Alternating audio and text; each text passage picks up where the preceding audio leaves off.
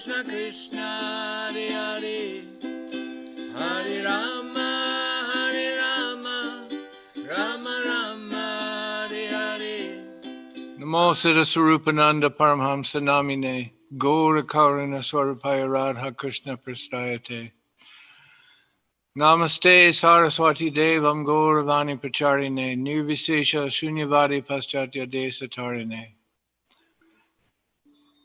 Vanchakalpa Trubhyas Cha Kripasindubhya Eva Cha Patitanam Pavanevyo Vaishnavebhyo Namo Namaha Bhaja Shri Krishna Chaitanya Prabhu Nityananda Shri Advaita Gadadhar Shri Vasadi Gaur Bhaktivinoda Hare Krishna Krishna Krishna Hare Hare Hare Ram Ram Ram Hare Hare.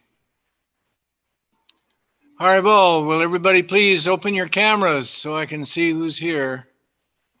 That would be very nice, thank you. Nicholas, nice to see you. Haribol. Aja, I just love your little, I don't know what that thing is, but it's so cool. Thank you, sir. It's called kalimba. It's a kalimba. Well, it's a hell of an instrument. Thank you. I love it. Very nice. Thank you very much. Thank you very much, sir. Daryl, where are you? You don't have internet today? Alan, Maja, Pinky, there you are. Hi. Haribol. I'm here, sir, but I have to go on a journey because we're having a chant this afternoon in the park, and I'm having to go at chanting later on. So I have to, so I can't stay in a meeting for the time being. Okay, well, maybe you can catch the replay later. Yeah, I'll catch it on the Zoom, on the Facebook. Haribol. Cool, Haribol. Namaste. But anyway, the meaning of the name Balaram, Bala means the abode of unlimited spiritual strength. And Rama means the abode of unlimited spiritual pleasure. So Balarama is the resting place of spiritual strength and pleasure. Balaram is the first expansion of Krishna, Seshanaga. And as you know, Seshanaga is always speaking one of the names of Krishna, when out of each one of his mouths a different all the time. And yet he never repeats himself and he's never finished. So all Vishnu forms come from Balaram, from Sesha. He is the source of all the other Vishnu incarnations and forms. Now, in the pastimes in Vrindavan and Dwarka, Balaram married Ravati. Now, Ravati was the daughter of a king who ruled in Satya Yuga. As a matter of fact, when I first saw this story, I thought, that can't be right. He ruled in Satya Yuga, but Balaram appeared in Dwapara Yuga. How is that possible, that he married his daughter? But not finding a suitable husband for his daughter, the king went to Brahmaloka to lobby Brahma to give him a suitable husband for his daughter, Ravati. He took her before Lord Brahma and asked him, please try to find a suitable husband for my daughter. He was only there for maybe an hour, maybe 2 hours, something like that. And when Brahma came and saw him, Brahma said, oh yes, I have the perfect husband for your daughter. You can find him in Vrindavan or in Dwarka. And much to the king's surprise, the hour or two that he spent on Brahmaloka was equal to millions of years on the earth. Because time is not the same in different places of existence.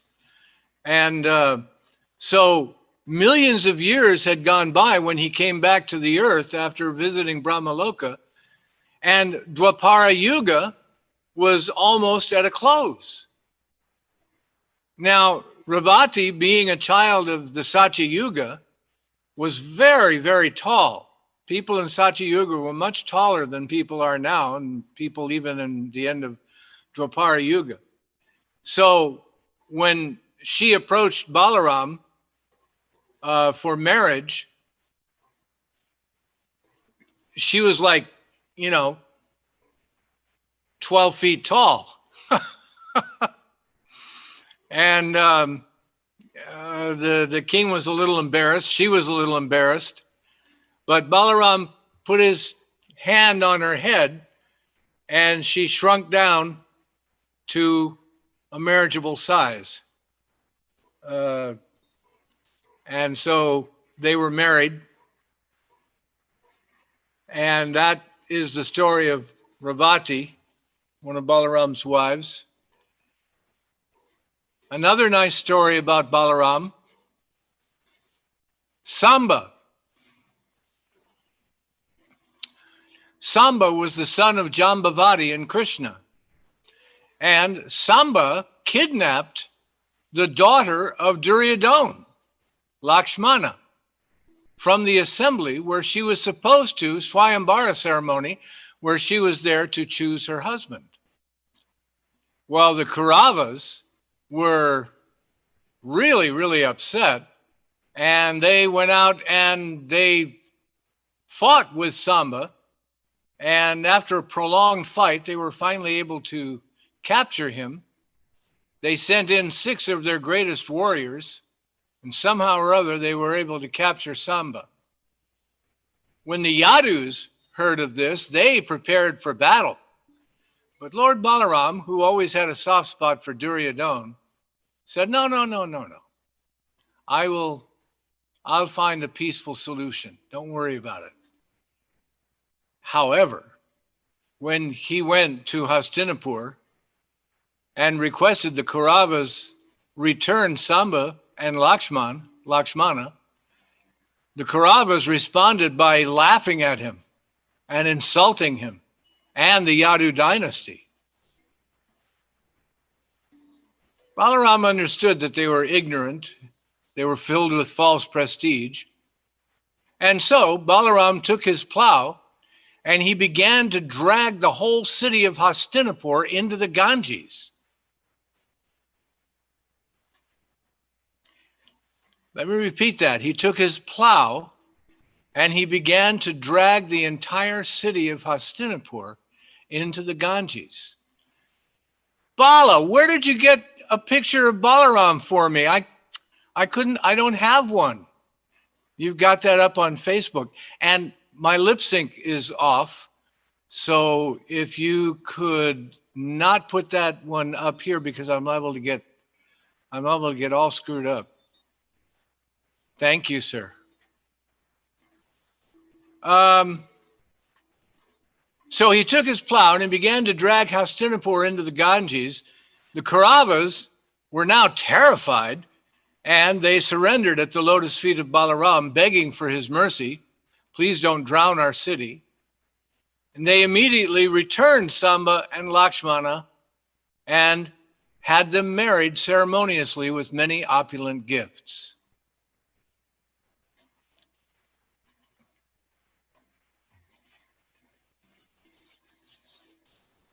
After many, many years in Dwarka, Lord Balaram became very anxious to see his father and mother in Vrindavan. Therefore, with great enthusiasm, he started up on his chariot to go to Vrindavan. After greeting his mother and father, the Gopas, and all the other residents of Vrindavan, Balaram was overjoyed to see the gopis coming to greet him.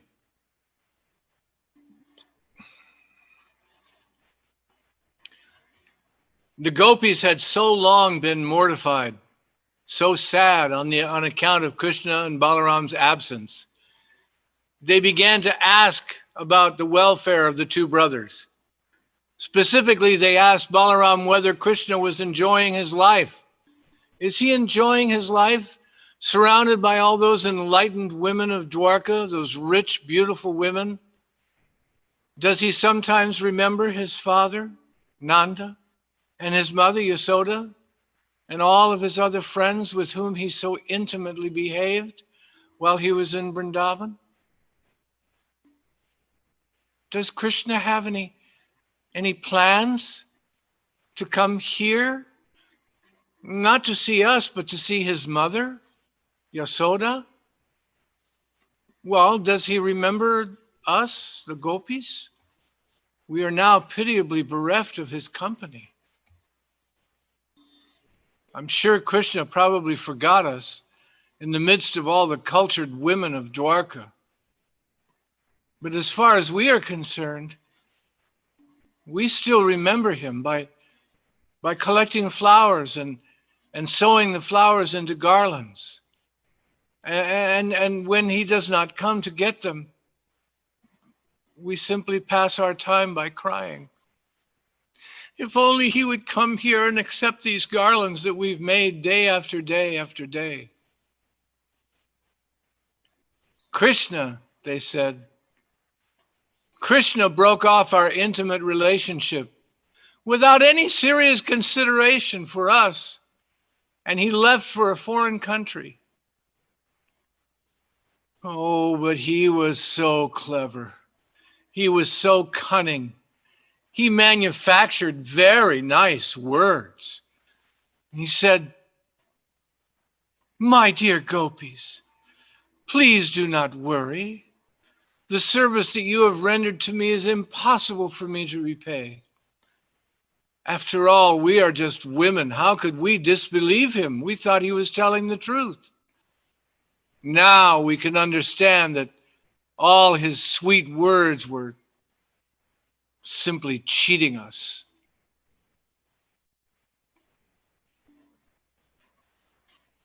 Protesting Krishna's absence from Vrindavan, another gopi told Balaram, "My dear Balaramaji, we are simple village girls. So of course Krishna could cheat us in that way. But what about the women of Dwarka? I don't think they are nearly as foolish as we are. We village women, well, we might be misled by Krishna, but the women in the city of Dwarka, oh, they are very clever. They are very intelligent. Therefore, I'd be surprised if these city women could be misled by Krishna or could even believe any of his words." Another gopi interrupted and said, "My dear friend, Krishna is very clever in using words. Nobody can compete with him in that art. He can manufacture such colorful words and he can talk so sweetly that the heart of any woman would be misled. Besides that, he's perfected the art of smiling so very beautifully and attractively that by seeing his smile, any woman will become mad after him and give themselves to him without any hesitation." "My dear friends," another gopi said, "what is the use in talking about this Krishna? If you are at all interested in passing time by talking, then let us talk on some subject, any other subject but him. If cruel Krishna can pass his time without us, why can't we pass our time without Krishna?"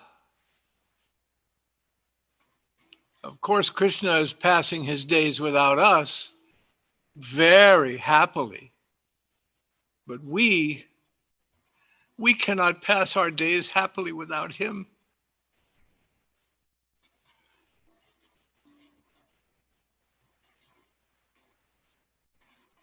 Balaram could understand these ecstatic feelings of the gopis, and therefore he wanted to pacify them. Balaram was expert in presenting an appeal, and therefore he treated the gopis very respectfully. He began to narrate the stories of Krishna so tactfully that the gopis became satisfied just listening. To keep the gopis in Vrindavan satisfied in this way, Lord Balaram stayed there for 2 months, the months of Chaitra, March and April, and Vaichaka, April and May. For those entire 2 months, he kept himself among the gopis. He passed every night with them in the forest of Vrindavan to satisfy their desire for conjugal love. And thus, Balaram also enjoyed the rasa dance along with the gopis during those 2 months. Since the season was springtime, the breeze on the bank of the Jamuna River was blowing very mildly, and it carried the aroma of all the different flowers, especially the flower known as kaumude. The moonlight filled the sky, and it spread everywhere. And all the banks of the Jamuna appeared very bright and pleasing. And Lord Balaram enjoyed the company of the gopis there. Varuna, the demigod, sent his daughter Varuni in the form of liquid honey, oozing from the hollows of the trees. And because of this honey, the whole forest became aromatic, and the sweet aroma of the liquid honey, Varuni, captivated Balaram. Balaramaji and all the gopis became very much attracted to the taste of this Varuni honey, and all of them drank it together. While drinking this natural beverage, all the gopis chanted the glories of Lord Balaram, and Lord Balaram felt very, very happy, as if he had become intoxicated by drinking that Varuni beverage. His eyes rolled in his head in a pleasing attitude, and he was decorated with long garlands of forest flowers, and the whole situation appeared to be a great function of transcendental happiness because of this transcendental bliss. Lord Balaram smiled, a beautiful smile, and all the drops of perspiration decorating his face appeared like the soothing morning dew. You guys don't know morning dew. Maybe Nicholas and the guys in Europe, maybe you guys know morning dew. But you guys living in the Philippines, you don't know morning dew. You get up early, well, in Baguio you might have it. You get up early in the morning, go out, and the grass is covered with these little beads of water. It's really cool. While Balaram was in that happy mood, he desired to enjoy the company of the gopis in the water of the Jamuna. And so he called, "Jamuna, come over here, come over here. I want to enjoy you with the gopis." But the Jamuna, considering Balaram to be rather intoxicated, refused his order. Considering him in this way, Balaram became very much displeased at Jamuna's neglecting his desire. And he immediately began to take his plow and scratch new places for the Jamuna. He scratched hundreds of new creeks and streams to dissipate the Jamuna River. He began to scratch the land near the Jamuna with his plowshare, creating all kinds of new tributaries and new rivulets, and he wanted to bring the Jamuna by force to him. and he took the help of his plow. He wanted to punish the Jamuna because she did not come in obeisance to his order. He addressed the Jamuna, "You wretched river, you did not care for my order. Now I shall teach you a lesson. You did not come to me voluntarily. So, with the help of my trusty plow, I shall force you to come to me. I will either have you come to me, or I'll divide you into hundreds of scattered streams and creeks." Well, when the Jamuna was threatened like this, she became really afraid of the power of Balaram and immediately came in person, falling at his lotus feet and praying, "My dear Balaram, you are the most powerful personality, and you are pleasing to everyone. I unfortunately forgot your glorious and exalted position. But now I have come to my senses, and I remember that you hold all the planetary systems on your head merely by your partial expansion of Seshanaga. You are the sustainer of the entire universe. My dear Supreme Personality of Godhead, you are full with all 6 opulences. Because I forgot your omnipotence, I have mistakenly disobeyed your order. Please forgive me. I have become a great offender. But my dear Lord, please know that I am a soul surrendered unto you. You are very much affectionate to your devotees and easily pleased. Therefore, please excuse my impudence and my mistakes and my foolishness. And please, by your causeless mercy, may you please release me."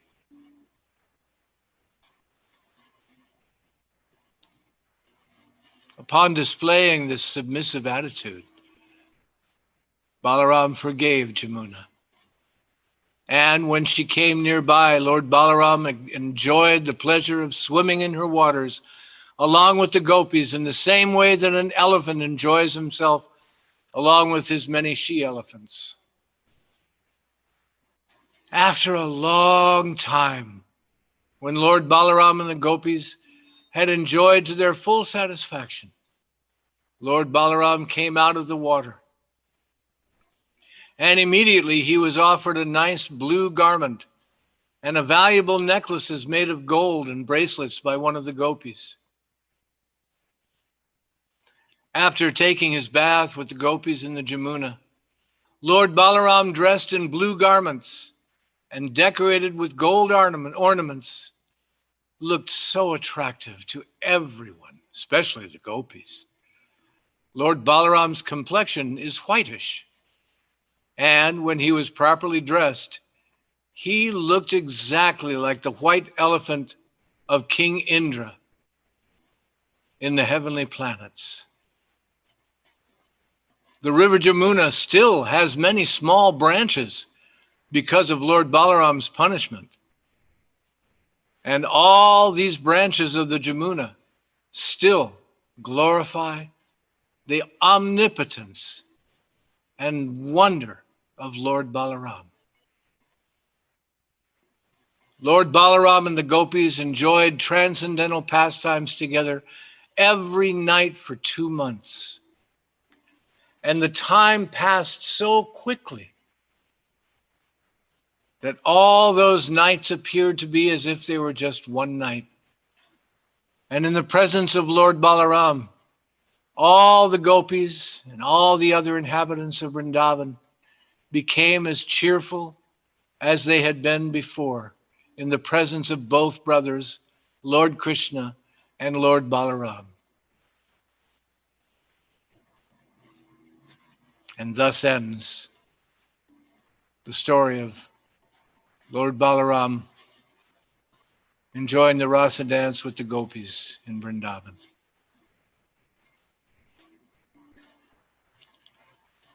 Would you like to hear some other pastimes? I wrote a few down just in case. Okay.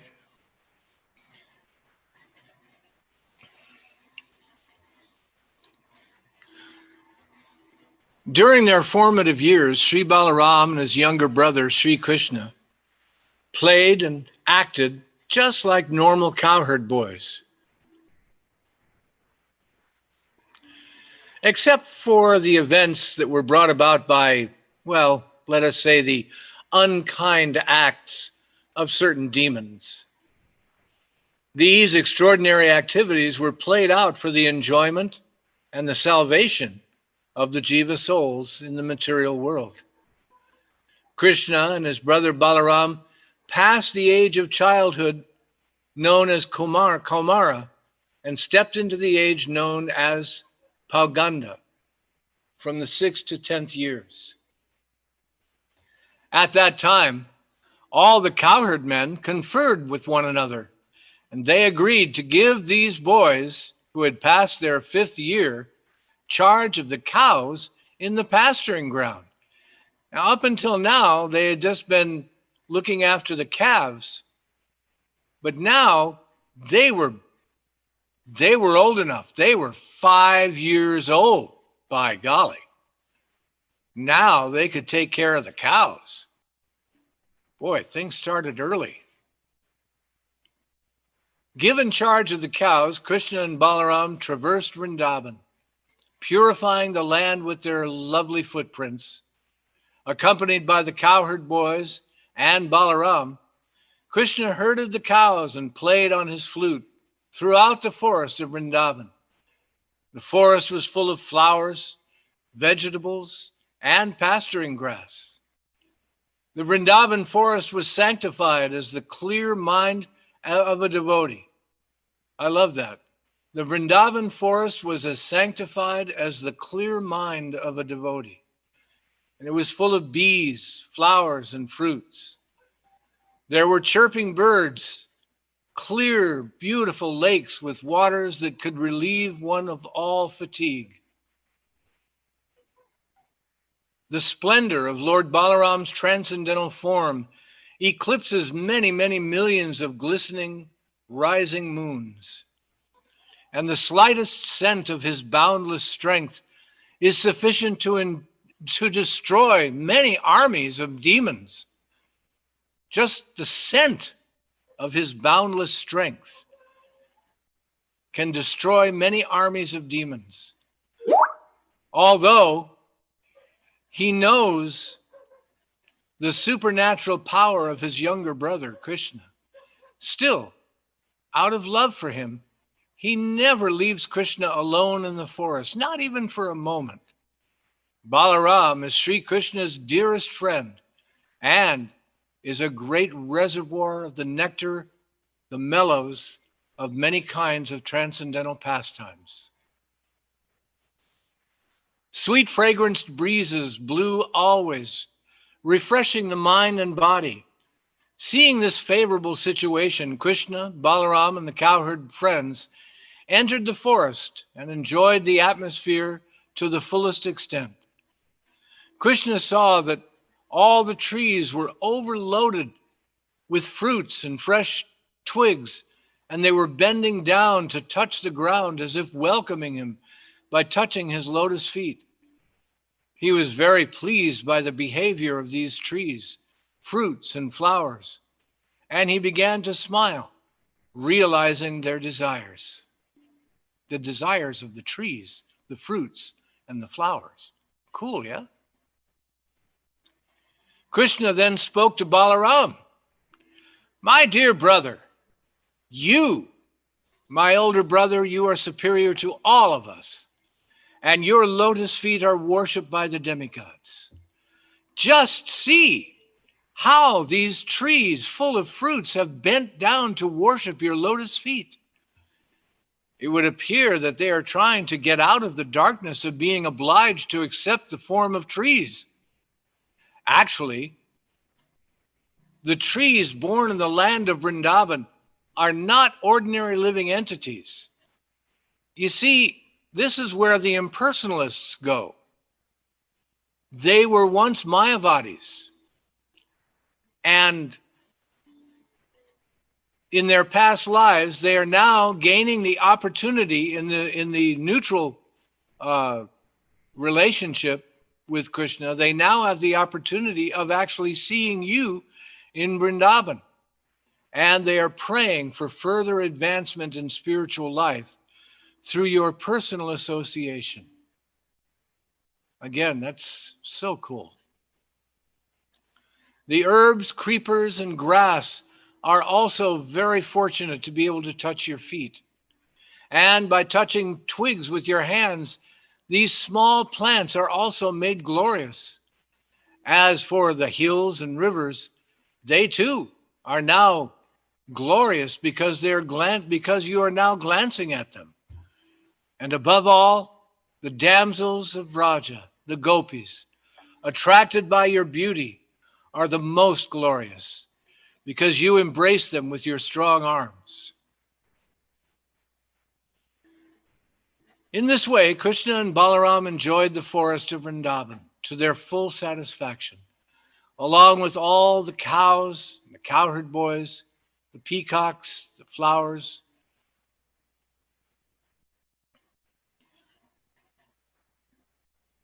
Once the cowherd friends of Krishna told Balaram and Krishna, "Do you know that in the Taliban forest, many fruits are falling from the trees, and they are lying on the ground just waiting to be picked up?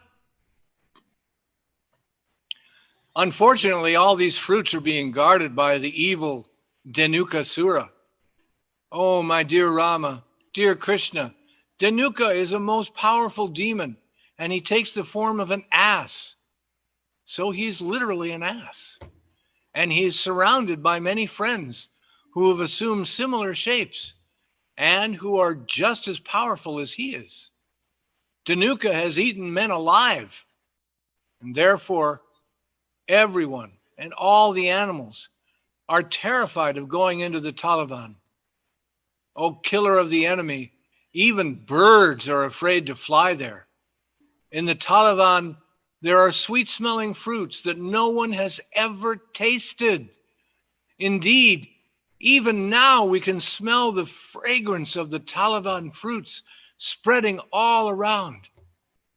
Oh, dear friend, dear Krishna, please get us those fruits for us. Our minds are so attracted by their aroma. My dear Balaram, our desire is to have those fruits. Please, if you think it's a good idea too, let us all go to the Taliban." Ban means forest, by the way. So Tala, forest, or Taliban. Hearing the words of their dear companions, Krishna and Balaram, they laughed. Desiring to please them, they set off for the Taliban, surrounded by their cowherd boyfriends. Lord Balaram entered the Taliban first, and with his arms he began to shake the trees with the power of a maddened elephant, causing the tala fruits to fall to the ground and creating a sound from the falling fruits. The ass demon Dhenuka ran to attack Balaram, making the earth and the trees tremble. This powerful demon rushed up to Lord Balaram and sharply struck his chest with the hooves of his hind legs. And then Dhenuka began to run about, braying loudly, "Ah, ah, ah, ah, ah." Again, this furious ass rushed towards Balaram and situated himself with his back toward the Lord, and then, screaming in rage, the demon kicked Balaram with his hind legs. Balaram just grabbed Dhenukasura's hind legs, his hooves, and whirled him about with one hand. He whirled him about like a child with a top.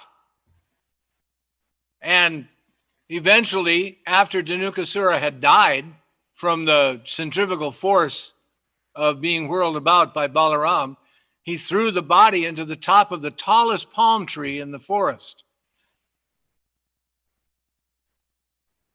When the body landed on the top of the tallest tree, the tree began to shake and crack. The great palm tree first caused the tree by its side to shake and crack, and then it broke under the weight of the demon. And as the second tree shook, it caused the third one to shake.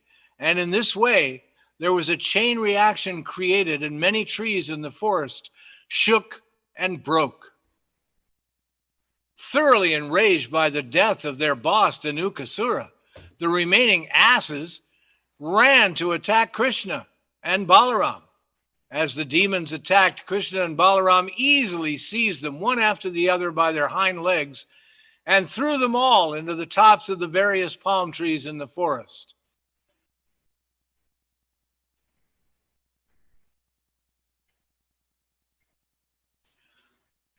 One day, by the way, they're all dead.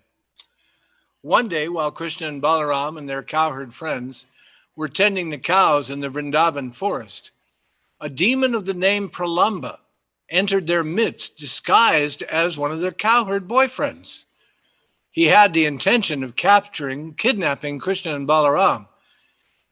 Since Krishna knows everything, he understood immediately who this demon was. But still, he pretended to accept the demon as one of his friends, and at the same time, he was considering how he was going to kill him. Krishna assembled the cowherd boys and divided them into two even teams. After the cowherd boys had chosen Krishna and Balaram as their leaders, the boys began to play various games involving carriers and passengers. With these games, the winner would climb up on the back of the losers, who would have to carry them to various spots, various distances, and thus carrying and being carried by another. At the same time, they were tending the cows, and the boys went to a banyan tree known as Bandiraka. That was when Sridama, Rishabha, and the other members of the Lord Balaram's party were victorious, and therefore Krishna and his followers had to carry them. Thus, Krishna had to carry Sridama, Bhadrasena had to carry Rishabdev, and Pralambasura had to carry Balaram. Pralambasura could immediately see that Krishna was invincible, and therefore he decided that he would kill Balaram instead. So he quickly carried Balaram far beyond the spot where he was supposed to put him down. As the great demon carried Balaram, Balaram became as heavy as Mount Meru. He just became heavier and heavier and heavier until Pralamba had to slow down. Pralambasura then had to resume his actual form, which looked like a blackish cloud with red and gold flashing and carrying the moon. When Lord Balaram saw the gigantic body of the demon, he moved swiftly in the sky with blazing eyes, fiery hair, terrible teeth, rushing towards his scowling brows. An amazing effulgence generated by his armlets, crown, and earrings. The Lord seemed to become a little frightened by this aspect of the demon. Remembering the actual situation, the fearless Balaram understood the demon was trying to kidnap him and take him away from his companions. This infuriated the Lord, and he struck the demon's head with his fist, just as Indra, the king of the demigods, strikes a mountain with his thunderbolt. Thus smashed by Balaram's fist, Pralamba's head immediately cracked open. The demon vomited blood from his mouth and lost consciousness. And then With a great noise, he fell lifeless to the ground, like a mountain devastated by Indra. The cowherd boys were most astonished to see how the powerful Balaram had killed the demon Pralamba.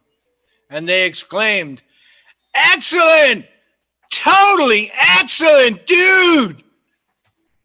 Then they offered Balaram profuse benedictions and glorified him.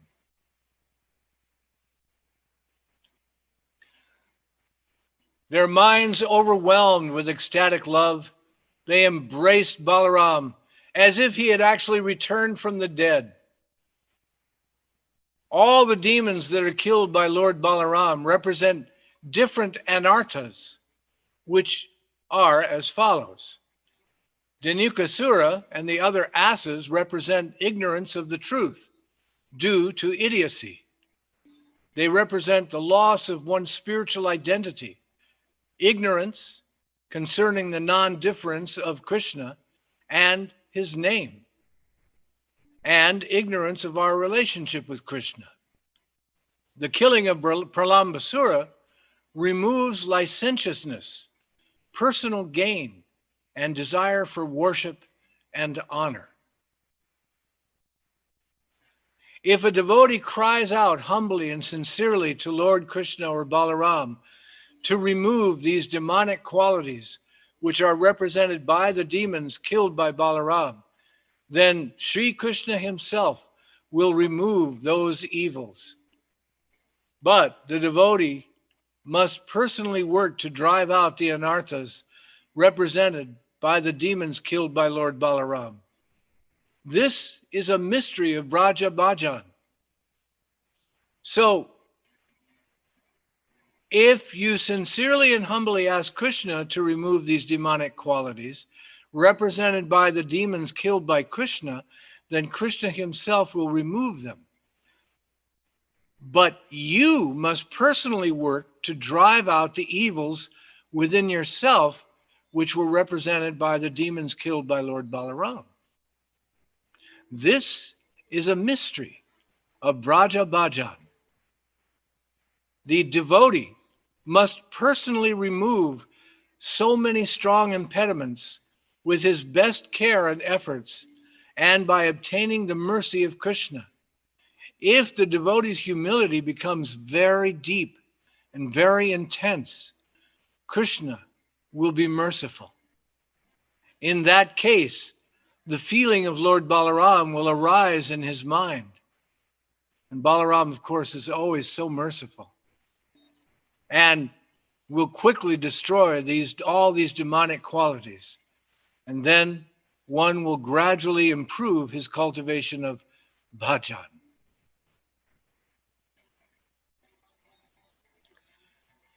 And Srila Prabhupada, Bhaktivedanta Swami, offers further enlightenment about the powerful mercy of Lord Balaram.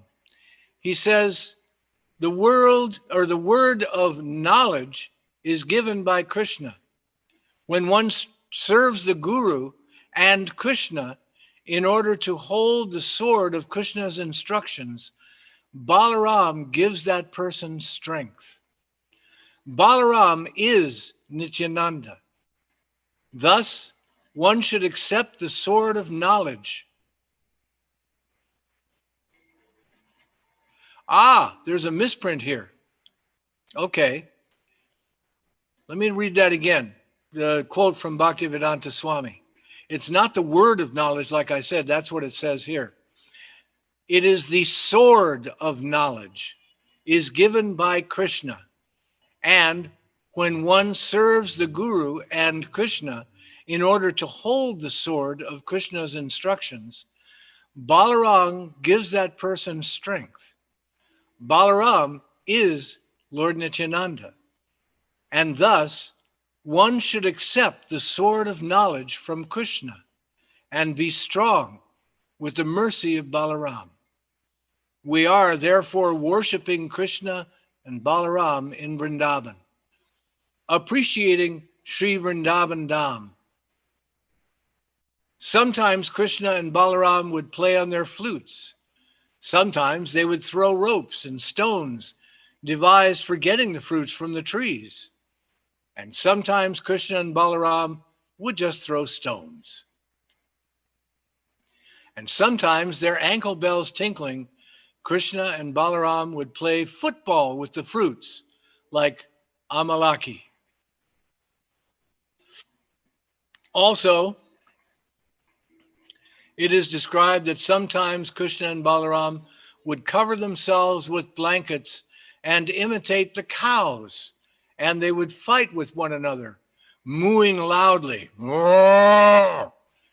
And sometimes Krishna and Balaram would imitate the voices of other animals in Vrindavan. And so, there we have it. Haribol. Namaste.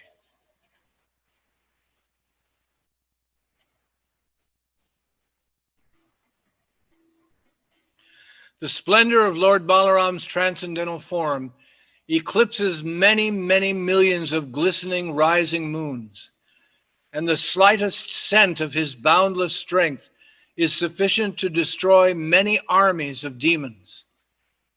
Although he knows the supernatural power of his younger brother Krishna, still, out of love for him, Balaram never leaves Krishna alone, not even for a moment. I offer my obeisances and my humblest prayers to Lord Balaram, the enemy of Dhenukasura, and Sri Nityananda Prabhu. Haribol, Hare Krishna. Namo Siddhaswarupananda, Paramahamsa namine, Gaurakaruna Swarupaya, Radha Krishna Prastayate. Namo Siddhaswarupananda, Paramahamsa namine, Gaurakaruna Swarupaya, Radha Krishna Prastayate. Namaste Saraswati Deve, Gauravani Pracharine, Nirvisesha Sunyavadi, Bhaskatya Desatarine. Namaste Saraswati Deve, Gauravani Pracharine, Nirvisesha Sunyavadi, Bhaskatya Desatarine. Hare Krishna, Krishna Krishna, Hare Hare, Hare Rama, Rama Rama, Hare Hare. Hare Krishna, Krishna Krishna, Hare Hare, Hare Rama, Rama Rama, Hare Hare. Hare Krishna, Krishna Krishna, Hare Hare, Hare Rama, Rama Rama, Hare Hare. Hare Krishna, Krishna Krishna, Hare Hare, Hare Rama, Rama Rama, Hare Hare. Hare Krishna, Krishna Krishna, Hare Hare, Hare Rama, Rama Rama, Hare Hare. Hare Krishna, Krishna Krishna, Hare Hare, Hare Rama, Rama Rama, Hare Hare. Hare Krishna, Krishna Krishna, Hare Hare, Hare Rama, Rama Rama, Hare Hare. Hare Krishna, Krishna Krishna, Hare Hare, Hare Rama, Rama Rama, Hare Hare. Hare Krishna, Krishna Krishna, Hare Hare,